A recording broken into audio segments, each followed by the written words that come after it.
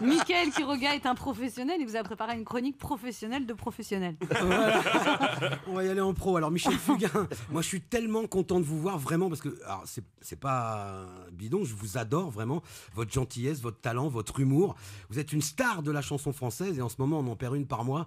Donc il n'y a pas d'urgence. Hein. Voilà, non mais moi je m'en remets pas. Hein. Donc j'ai raté Johnny, j'ai raté Aznavour. Du coup je suis tellement content de vous voir en pleine forme. Surtout en 2016, je me souviens, j'ai eu tellement peur.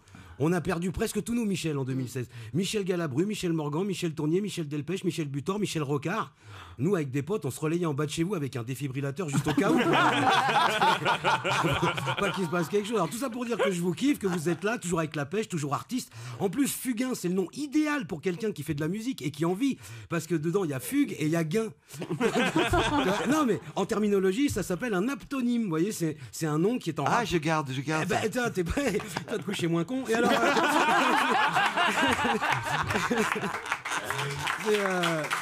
donc... Un aptonyme, donc, c'est un nom qui est en rapport avec votre métier, comme Jacques Delors, par exemple, qui était ministre de l'économie. Non, mais vraiment, ou Charles Pathé, qui était, avant de faire du cinéma, charcutier, c'est véridique. Véridique. En 1999, la première femme française à devenir pilote de chasse s'appelait Caroline Aigle. Vous voyez, et pas plus tard que la semaine dernière, on a eu un ministre qui s'appelle Collomb, qui a laissé le président dans la merde.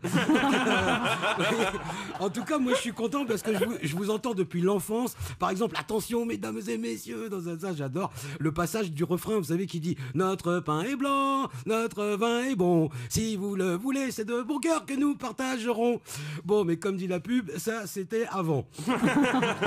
Je l'ai fait entendre à un pote rescapé de l'Aquarius. C'est de bon cœur que nous partagerons. Il n'a jamais voulu croire que c'était enregistré en France. En tout cas, pas cette année. Alors, je dis ça parce que bon, vous êtes un homme de conviction, hein, vous ne vous en êtes jamais caché. D'ailleurs, en 1967, dans Je n'aurai pas le temps, vous dites « J'ouvre tout grand mon cœur et j'aime de tous mes yeux. » J'aime de tous mes yeux. Déjà en 67, une chanson qui exclut Jean-Marie Le Pen. On reconnaît bien l'homme de gauche. Hein. Alors pour en venir à votre livre Confidence, moi j'ai adoré votre livre. Pour moi, tient un peu, comme disait Anne, de l'ouvrage sur le développement personnel. Moi j'aime bien. Comme beaucoup de gens, je suppose, même si je dois avouer, j'ai croisé 2 ou 3 sceptiques.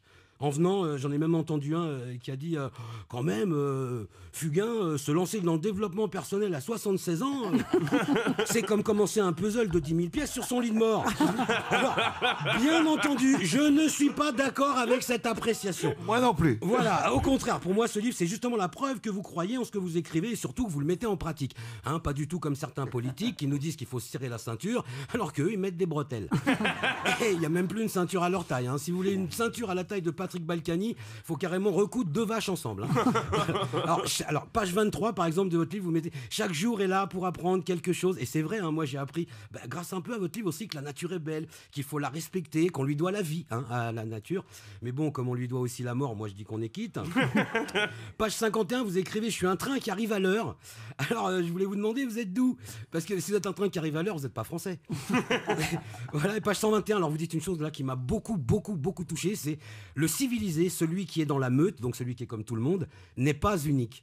Hein. Et là, vous rajoutez le sauvage, donc celui qui est différent. Hein. Lui est unique au monde, donc celui-là doit être protégé parce qu'il est précieux. Hein. Vous entendez, Anne? Je suis précieux, faut me protéger. Je suis un peu sauvage, certes, mais je suis précieux. Enfin, d'après Michel Fugain. Alors d'accord, c'est pas Confucius, mais c'est pas con non plus. Hein. Ça va. Hein. Michel Fugain, page 113, vous écrivez « L'énergie perdue se recharge, le temps perdu l'est définitivement ». Alors, je vais pas vous faire perdre davantage de temps, Michel. Hein, merci pour votre gentillesse et votre patience. Cela dit, vous avez été patient, mais patient, c'est naturel pour un fils de médecin.